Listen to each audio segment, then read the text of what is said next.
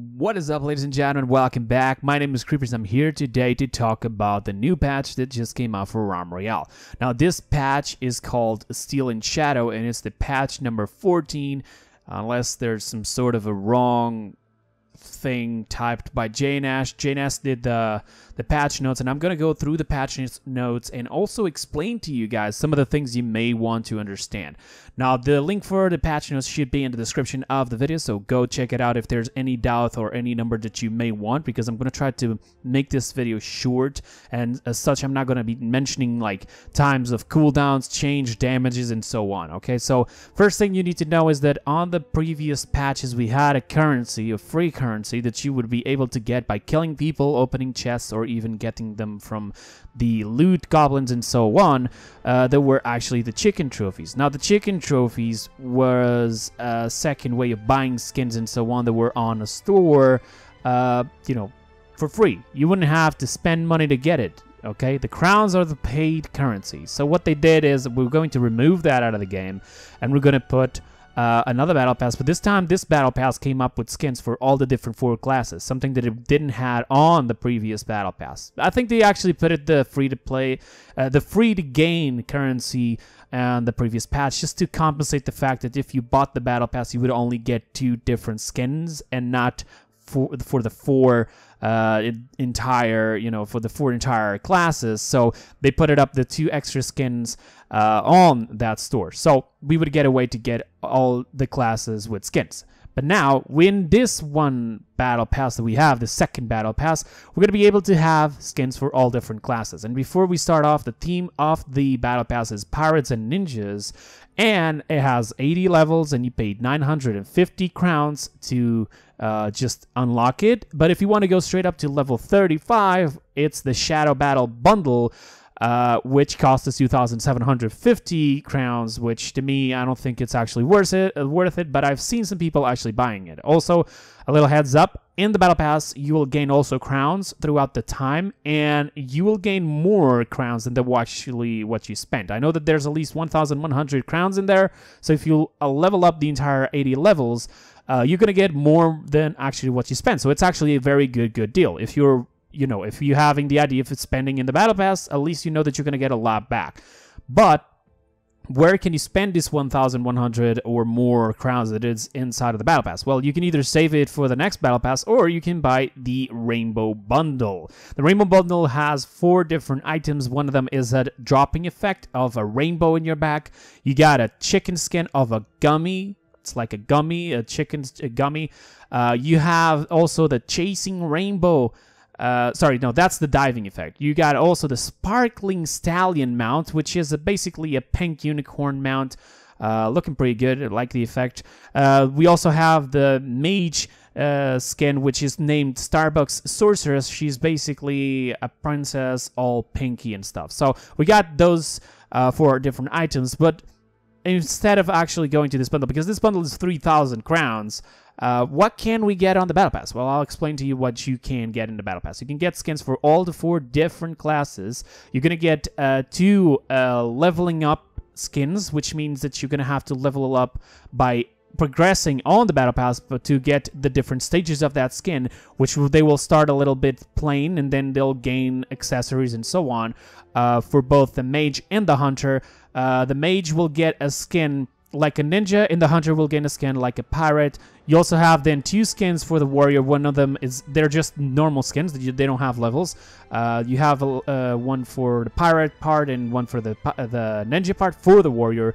And then you also have 1 skin only for the assassin, which is a ninja skin. Some people even said that one of the ninja skins that I think is the one belonging to the warrior looks like Androx's because it has a max.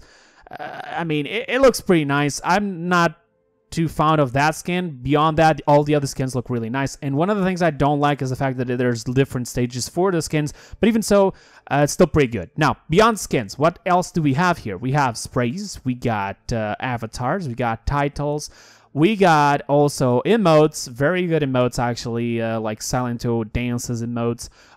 We also have chicken skins. These chicken skins have also stages. I think only one of them or two at least. I'm not entirely sure, but even so, guys, you can also check it out later on the game. We have one that it looks like a king chicken. You have one that it is almost like a pirate or samurai. No, ninja or samurai. And then you have a pirate skin for the chicken as well. You're going to get all of this if you buy the Battle Pass. There's a lot of things inside of the Battle Pass. And finally, we have mounts. The mounts are two different mounts. They look like werewolves. One of them is a gray werewolf belonging to the pirate side, and the other one is a white werewolf belonging to the ninja side. So pretty good. So beyond this, we already heard about the chicken trophies, we heard about the bundle and the battle pass. But what else is there? There's also, just a little heads up, there's also a new emote and the store, because the store there's still available for items bought by crowns, called the breakdance. You can get that one right there in the store. And then we also have this new thing, which is the mastery system. The mastery system basically is like a tree skill where you have up to 10. You got 10 different things to change of, and these 10 different things consist on 3 main little, I'm gonna call them talents, okay? There's 3 talents specifically only for the forge, just 3 specifically just for the abilities, and then there's 4 more common ones related to, for example, your movement or your mount movement, one for the chicken, one for health, and one for the shards, sorry. So basically, what did these little talents do? And if you click one of them, because you have to go to the armory, you select the different class, you're going to have to level up the class by playing with it, and by leveling up, you're going to get new talents to then choose to basically start the game with these talents, whatever you pre-choose before entering the game, of course. And you go there, you click the different talents that are there, and you'll see what you can unlock or not. You can also go on top on the right side, basically to see the progress, to see which levels unlock what, and this way you know until what level you must reach to get one of the specific talents you may want. All right, pressing the talents on the the armory, the middle lane, the middle tab, this is where you change the things. If you press any of these talents, you can then choose between 4 different talents for each one of the categories, and then you basically choose the loadout you want to go in game with. Some of these things will allow you, for example, has to choose the first weapon coming out of a forge may be a stone spear, for example, for the mage, or the first ability coming out, for example, for the hunter, maybe a flare. It's up to you. You guys then decide. There's also like some that you can choose, like for example, passively healing you through time, 10 health a second. That's something I use a lot because I like it a lot to save my potions. Which means with these new talents, the old passive effects we had with all of these classes, they disappeared. Okay, now you're gonna have to. You can still have them, but you have to select them in these menus. Okay, because for example, the mage no longer has 15 potions of current carrying potential, or for example, the warrior doesn't have damage with swords. It's all up on these talents. You have to select what you want. With this, they also had to change one thing. They basically put it a lot more cooldown to every single ability. I think this is more to the fact that they want people to rely less on abilities and more in the weapons. And as such, they also increased the fire rate for the weapons, for example, for the slug rifle, for the longbow, the throwing axe, the venom pistol, but they also reduced the damage, for example, on the venom pistol, which is something that a lot of people were asking for, and they fixed a bug where the legendary venom pistols were doing 200 damage on the headshots instead of 150, which was supposed to be.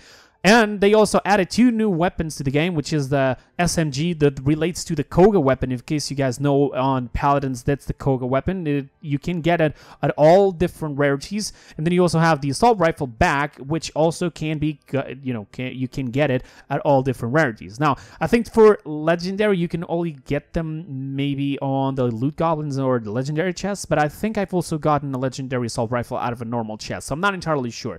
But if you can, just go down in the comments and let me know that you got it on a normal chest. It's completely fine. So as for example, the Longsword, apparently the Longsword, the Longbow, the Rifle, and the Bolt Staff now only drop at Epic or Legendary. They no longer drop at basically Common or Rare, because this way people don't start off with these weapons. They're actually pretty good, except for the Bolt Staff. That's not that good. But you're not gonna get them as much nowadays. So you're gonna get more like a, for example, slug rifle, or maybe an assault rifle, of an SMG, Earlham rifles. I think they removed the normal and the rare. That's the rifle that I mentioned. Yeah.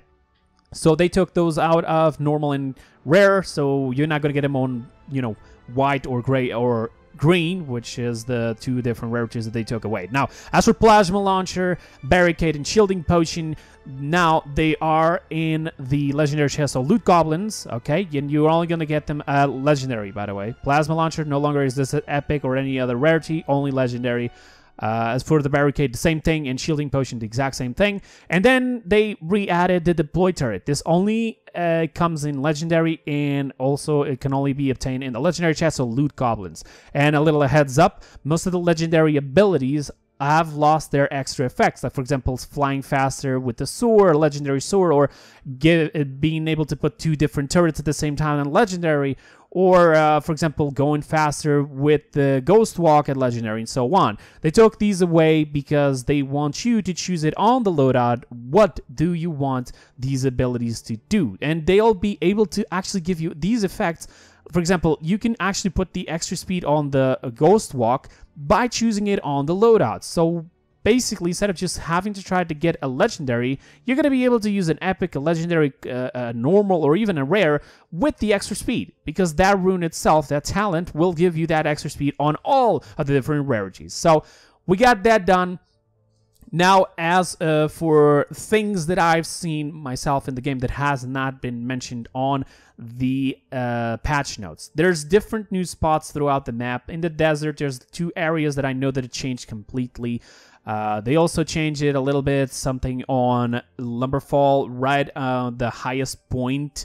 There's this house over there. Now they changed it. There's also like this little circle point. Looks like they're building a sort of a catapult there.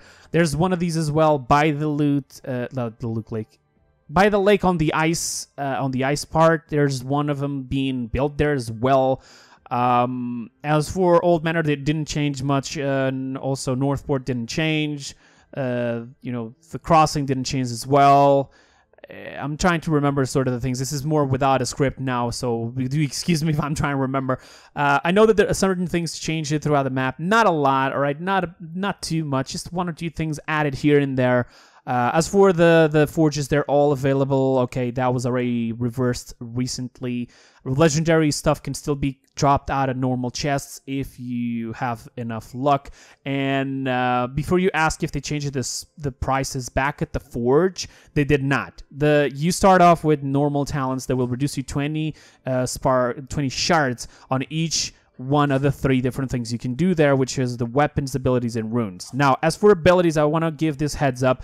On the forges, now you can do both normal abilities and movement abilities. So they separated them, and in case you didn't know, they were actually bugged until now. This last patch before this one, we could not obtain movement abilities from the forges. It was bugged because they were already trying to implement this, but they failed. This was available on the PlayStation, but it was bugged. So when I was trying to do like a movement ability, it was actually giving me a rune.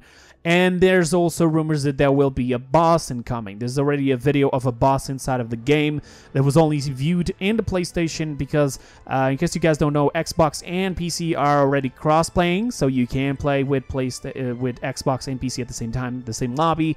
But the question is that PlayStation has a different server, so they can actually use it to test different things. I can play on the PlayStation because I own a key, and there's sometimes they'll be dropping keys on Discord and so on. I don't actually think they're dropping any more keys anymore. I think now you have to pay for the Founders Pack. You get a lot of things, and including the access to the beta.